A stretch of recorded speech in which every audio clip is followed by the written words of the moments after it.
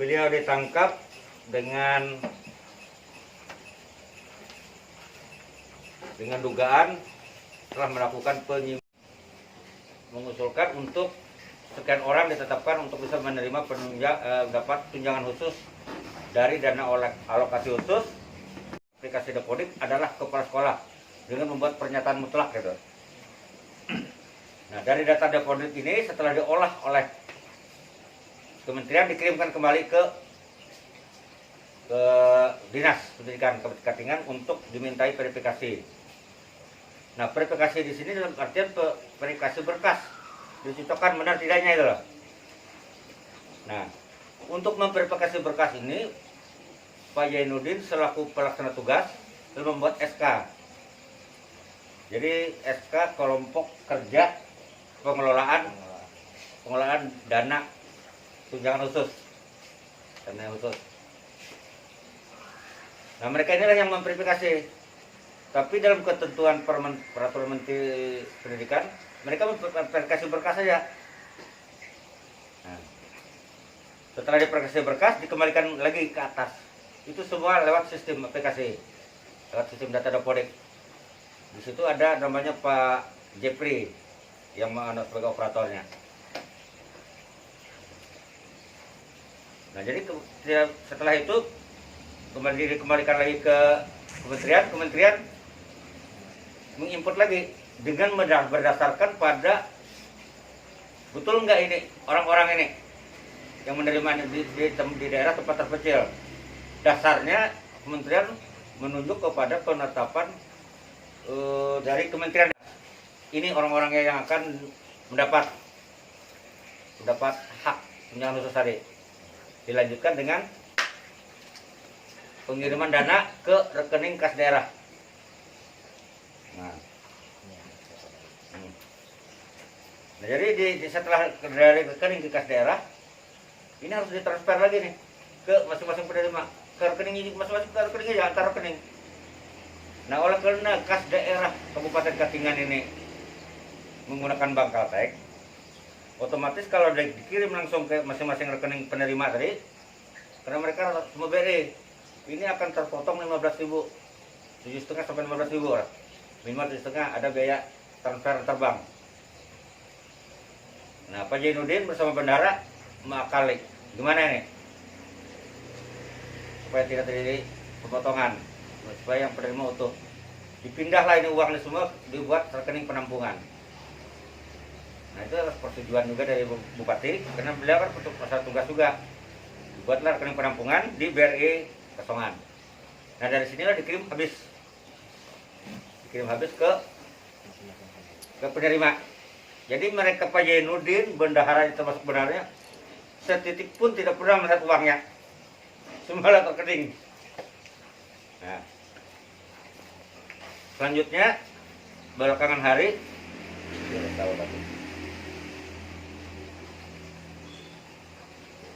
ada laporan dari masyarakat bahwa ada penyimpangan.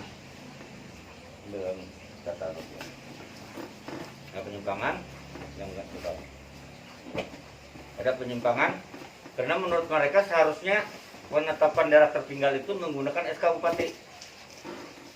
Bupati nomor 303 tahun 2017 tentang penetapan kecamatan, kelurahan, desa biasa terpencil dan sangat terpencil di kabupaten Katingan tahun 2017. Ini terbit tanggal 31 Juli.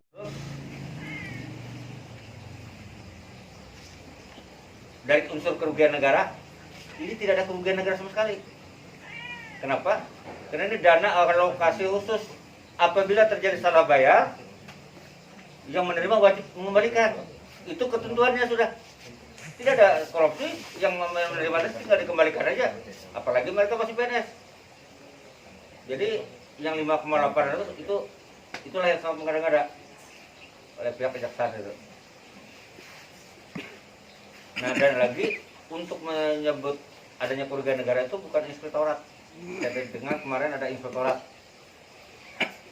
Nah, inspektorat. Jadi seharusnya untuk mengaudit menyatakan ada kerugian negara itu adalah yang berwenang ya, itu adalah BPK atau BPKP sesuai undang-undang. Nah memang di penyaluran ini ada penyimpangan, tapi tidak penyimpangan ini, adanya pungli.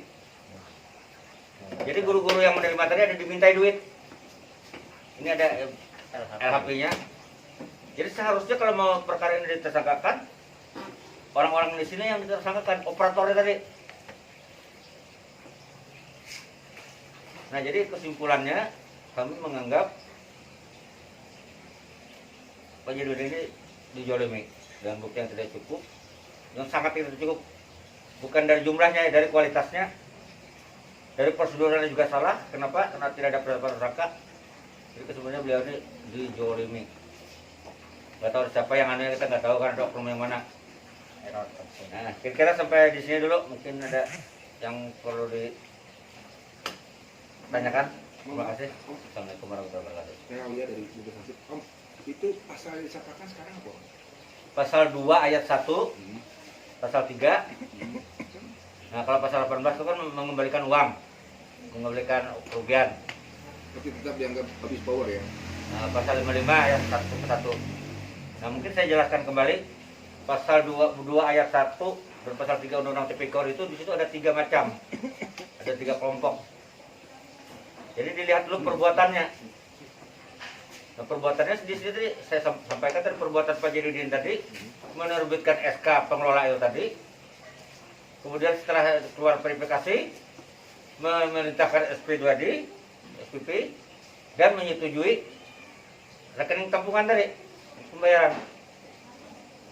Nah dari segi perbuatan itu tidak ada satupun perbuatan Pak Jainuddin ini salah. Karena ada 3 macam perbuatan tadi kan. Dan unsur kerugian negaranya juga tidak ada. Karena ada tadi apa? Yang berhak menerima apabila salah bayar atau keliru pembayarannya atau salah data wajib mengembalikan. Jadi sementara yang LHP yang ngeluarin siapa, Bang? Kejaksaan Negeri. Bukan dari Oh, LHP ini LHP dari Inspektorat temuan. Jadi di sini operatornya itulah yang melakukan pungli, nilainya sekitar 900 juta. Nanti operatornya tahan nggak? Tidak ditersangkakan sampai sekarang. Nanti ku kirimkan lewat Pak Hamdi, ringkasan inilah. Ringkasan ini maksudnya. Kalau ini kan ketebalan benar, ini cuma untuk jadi kamu jadi bukti. Silakan lagi. Bang, penetapannya itu harusnya memang dikeluarkan di awal kalau untuk penetapan tersangka itu sendiri. Enggak, seharusnya penyidikan dulu. Ya. Misalnya kan diperbarui nih, di sini kembali ulang, di saksi-saksi diperiksa, nah berdasarkan saksi digelar perkara, kalau diekspos, nah setelah itu baru apakah ini bisa jadi tersangka enggak? Nah setelah bisa jadi tersangka dikeluarkan penetapan. Itu nggak ada ya, Bang? Itu penetapan tersangka tidak ada, adanya di IG-nya tadi, IG-nya ke jari katingan dengan bernyonyos dengan plaka ekspres. Itu ada istilahnya P18. Total ya.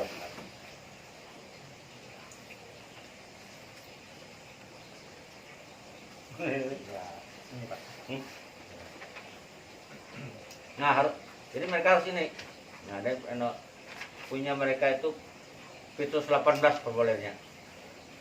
Kayak P1, P2, P21 ya. Kalau untuk Tipikor P18. Nah, ini yang nggak ada. Bukti ini nggak ada di membuktikan bahwa ini, misalnya mereka nanti berkilah, oh ada kami buat Pak, jangan katanya kan, padahal baru barusan. Nah itu bisa dibantah di BAP pemeriksaan tersangka. Karena dalam BAP pemeriksaan tersangka itu dicantumkan berdasarkan penetapan tersangka tanggal sekian-sekian, nomor ini, itu nggak ada, berarti. Oke, lanjut.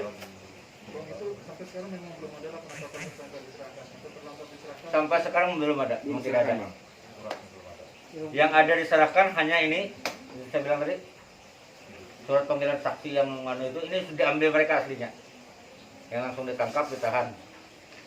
Jadi cuma disebarkan melalui media bahwa ada penetapan tersangka, tapi belum ada diserahkan ke yang bersangkutan langsung. Belum ada diserahkan. Enggak, kalau penangkapannya ada, Bukan penetapannya. penetapan tersangka tidak ada. Jadi itu nggak bentuk pembunuhan karakter itu bang sebenarnya bang. Menyebarkan sesuatu sebenarnya yang tidak ada gitu informasi ini gitu. Ya, informasi itu kan kami kurang tahu, yang pasti di IG-nya dan berita itu dia berdasarkan expose ada ditetapkan sebagai tersangka, kan JS. Tapi buktinya tadi yang penetapan tersangka yang anu tadi nggak ada. Nah inilah yang kami ini kan, nah, karena seseorang sebagai tersangka itu dalam KUHP itu harus menjunjung tinggi ini kan hak asasi manusia. Jadi sebelum seseorang jadi ditersangkakan itu harus diperiksa dulu. Tersangka itu harus diinikan dulu diberi hak untuk membela dia supaya ada keseimbangan. Nah kalau mereka langsung mentersangkakan orang, itu namanya melanggar peraturan. Jadi panggilannya sebagai saksi waktu itu. Sebagai saksi. Tapi langsung ditetapkan sebagai tersangka. Iya. Hari itu juga. Tangkap. Nah tanggal itu ya. SPDP-nya SPDP-nya hari itu juga. Tanggal itu juga. tanpa didampingi pengacara. Tanpa didampingi. Kami mendapat kuasa tanggal 17 setelah kejadian ini. Itu kan Ada penetapan itu bang, kalau misalnya terkait penetapan ini ternyata tidak diserahkan sebagaimana sepatutnya atau seharusnya kepada yang bersangkutan, itu bisa disebut ketidakprofesionalan. Bisa lah dilaporkan ke komisi kejaksaan misalnya. Bisa. Karena mereka melanggar standar operasional prosedur yang berlaku di kejaksaan. Mungkin bisa dicopot itu kalau ada stopnya dilanggar.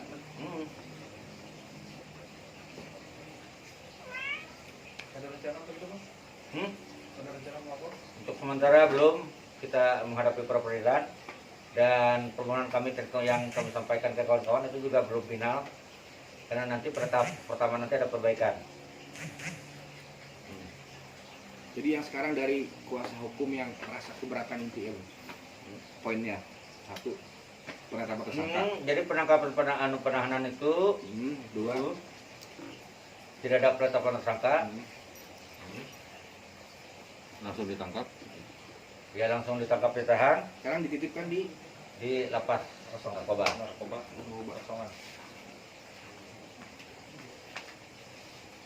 Nah terus yang katanya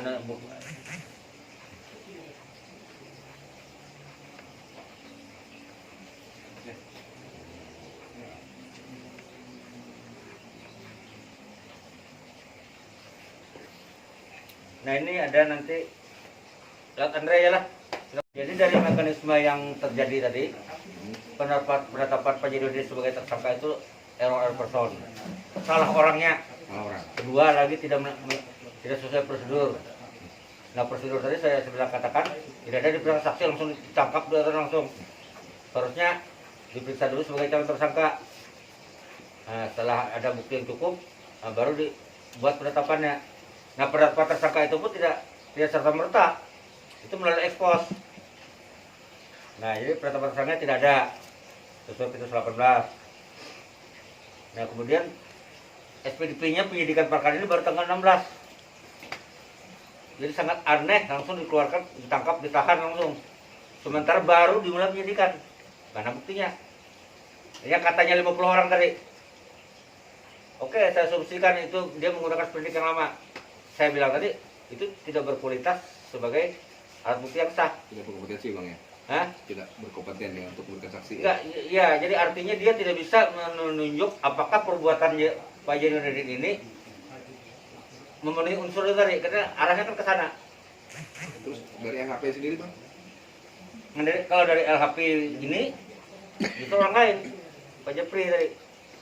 Dan kembali lagi ke BPK, kasus ini tidak ada temuan, sudah diperiksa BPK. Sudah ada LHP-nya bang? Ada LHP BPK ada, 2017. Nah seharusnya mereka mengacu ke sana.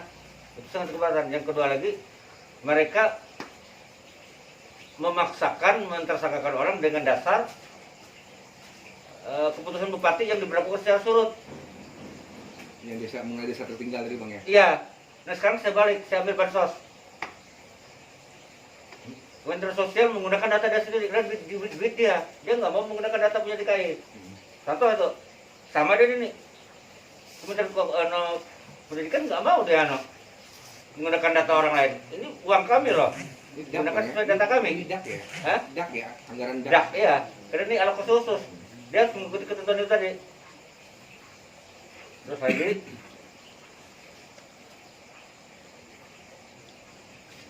nah kerugian negara kan tidak ada. Kenapa? Karena kalau terjadi salah bayar, itu bisa dikembalikan. Terhadap 150 orang tadi bang ya? Iya, 150 orang yang katanya selisih tadi. Kan clear. Apanya? Kerugian negara kok duitnya bisa diambil? Nah, dan lagi kementerian sudah membuat surat juga. Misalnya, sudah clear, selesai. Yang digunakan adalah data kami, bukan data itu. Oh, ada dari kementerian. Ada dari JGT. Nah, ini adanya ada suratnya. Jadi ini kami sangat keberatan. Jadi dia salah orangnya, prosedur salah. Itulah yang kami uji di peradilan. Ada dugaan unsur kriminalisasi kan? Ada dugaan unsur kriminalisasi kan oleh seseorang atau Saya kurang nggak sampai ke sana. Cuma yang pasti ini menurut saya pengalaman saya lebih 20 tahun di Pakitara lah. Ini sangat luar biasa.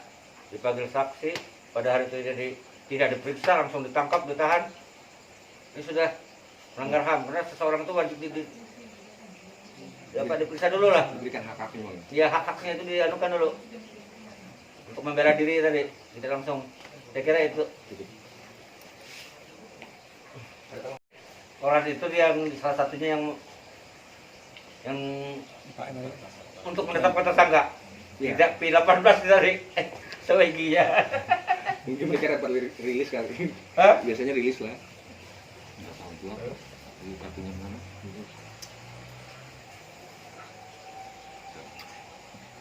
Nak menambahkan kah Pak De?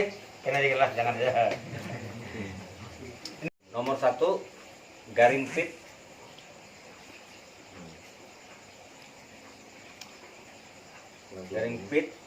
titik pra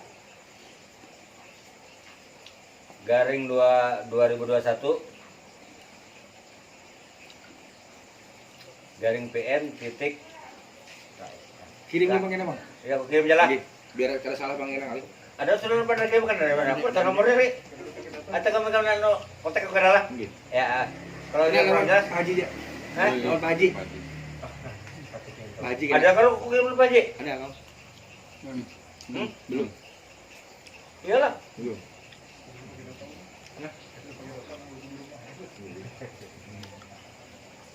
Itu. Kirimkan nomor Pak Haji lah.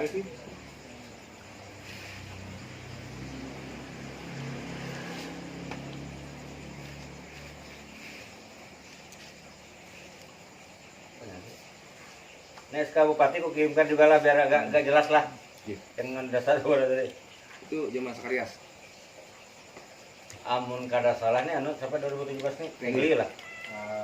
PLT kayaknya waktu itu PLT juga tuh Pak Mas ini karena waktu itu ada peralihan kan Oh, iya. peralihan ya kalau nggak salah ya 2017 kan Pak Sakarias